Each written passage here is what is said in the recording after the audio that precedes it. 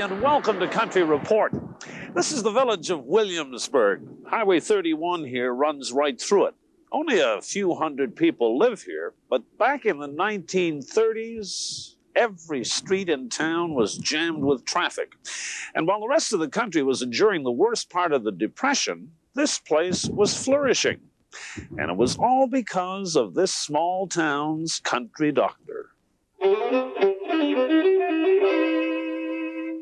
The town doctors of Williamsburg have always lived here, but it was when Dr. Maholn Locke moved in during the 1900s that this house became famous. His 91-year-old widow, Blanche Locke, remembers those days and the famous people who came. Good to see you. I've come to have that talk about the good doctor. Okay, come on in. Well, thank you. Nice to see you. We had Mr. Mayor from Metro Golden Mayor.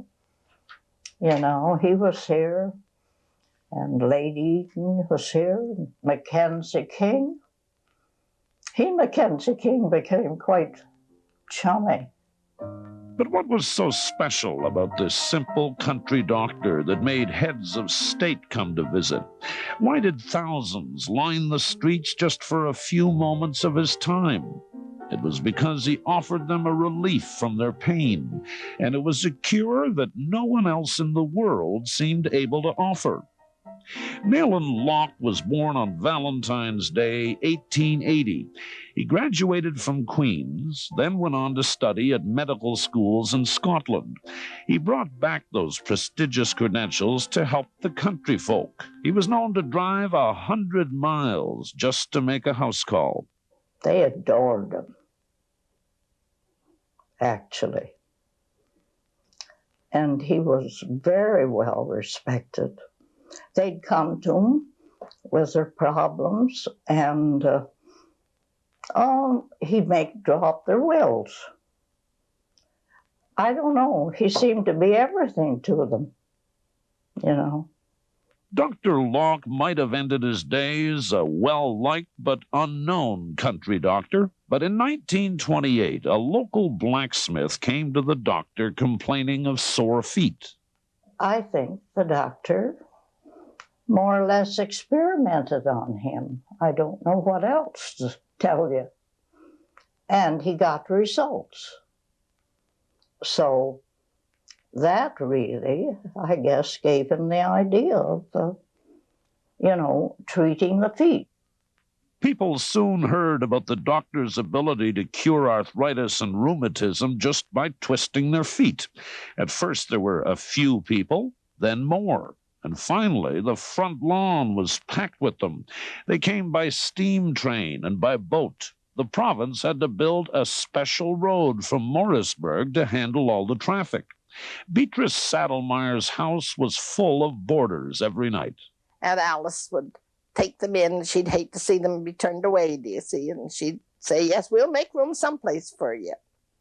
And I'd come home and say, oh, Aunt Alice, why, goodness me, where are we going to put them? Oh, we'll put them someplace, she'll say.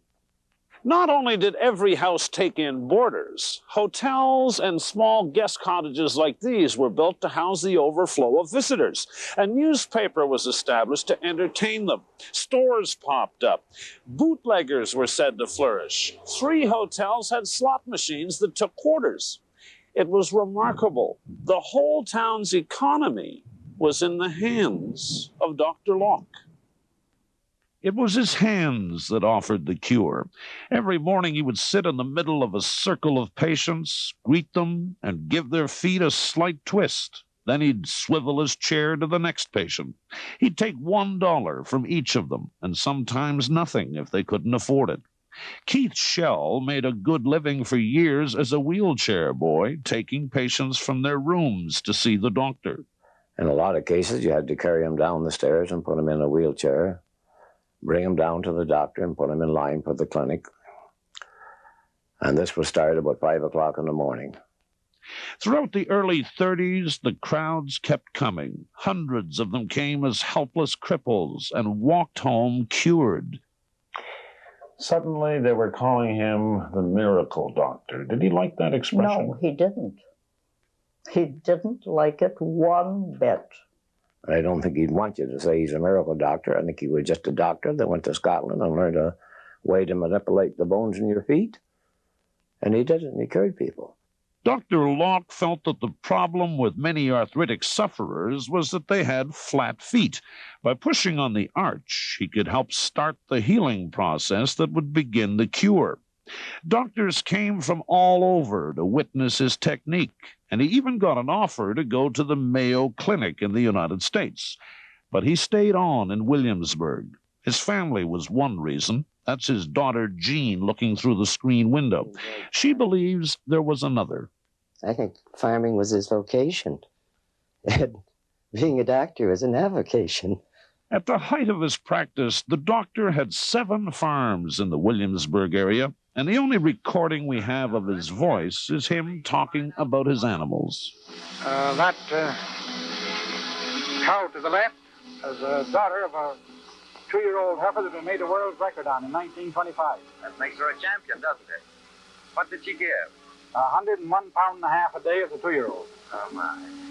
Do you find relaxation, Doctor, in coming out here among these animals? Nothing better. But it wasn't his exceptional farming ability that drew people to the doctor.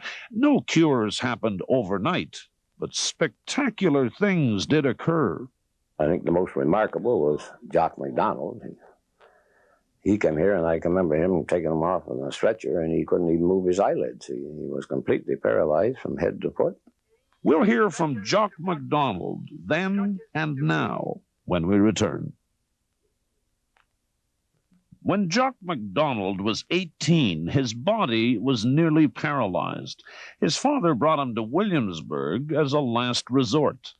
His improvement has been that he came from stretchers to crutches, from crutches to canes, can now stand without any support, is able to row a boat and to go fishing. Well, that's fine. Are you hopeful that he will dispense with canes altogether eventually? Yes, sir. Absolutely confident. Oh, that's great. How about that, Jock? Yes, I'm quite sure I'll walk as well as ever. Well, here's Jock today. He's 72, and his arthritis never returned. My arms were stiff, my legs were stiff, my neck, I was bedridden. All he did was adjust my arches. He'd put his left hand under your arch and twist the toes down like that, rotate them, as quick as that. This was the fulcrum, sort of. This left thumb could tell which bones were out. And with this adjustment, he knew he could, and they snapped. Pop, boom. Jock got 3 treatments a day. In 2 years, he was cured. Experts today say Locke was practicing a kind of folk medicine. By making the patients feel better about themselves, they feel he was actually healing them psychologically. I don't say that psychology was never involved. In any case I knew, and I knew most of them, it wasn't involved.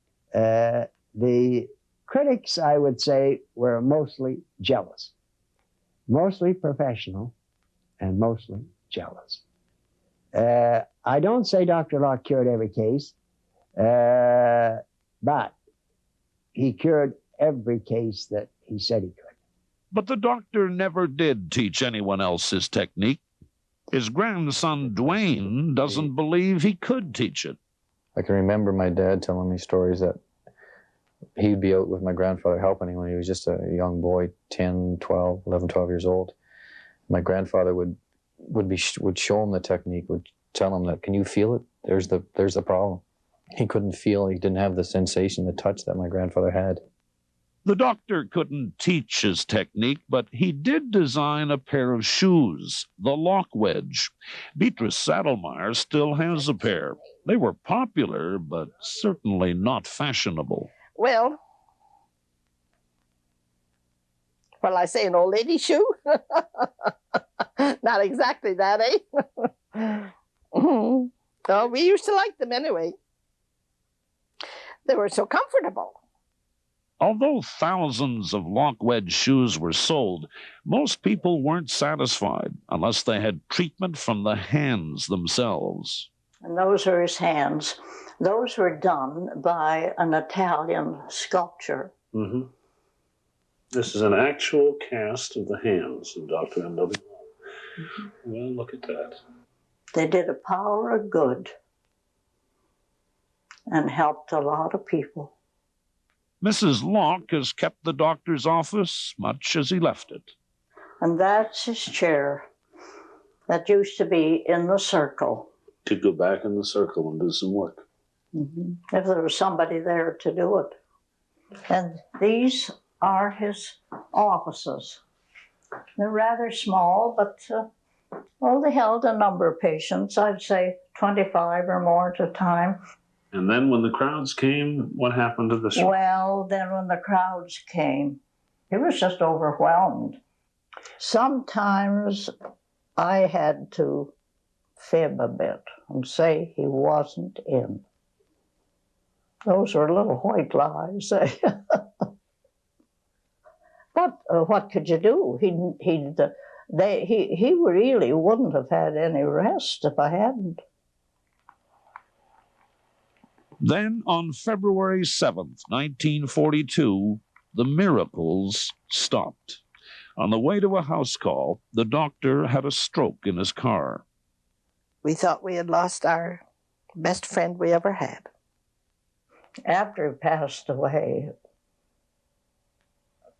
and I looked out the yard and realized it was all over. Well, more or less it gives you an empty feeling, eh? Hundreds came to the funeral, but more than the shy country doctor had died. The movie theater closed, the paper folded, and community life in Williamsburg slowed down to its present pace. But those who were touched by the doctor will never forget him. Whether the rich or the poor, it didn't make a bit of difference. Doctor looked after them. Here he was with all these people around him all the time, and he still had time for all the locality. He was really down to earth that way. And I think they really remember it, and they really respected him for it. I'm amazed that his memory has lingered on so long.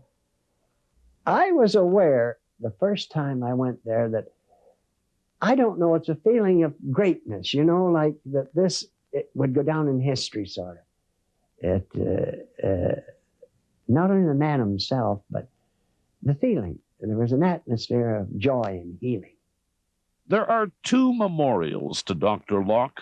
The huge wooden canopy where he treated thousands still stands. And in a nearby country cemetery, there's an unusual tombstone. Carved at the top are the hands that healed, that created an economy, and for a few years made the town and people of Williamsburg the center of hope for thousands who had none. He cured people of a disease that before had never been cured and hasn't been since.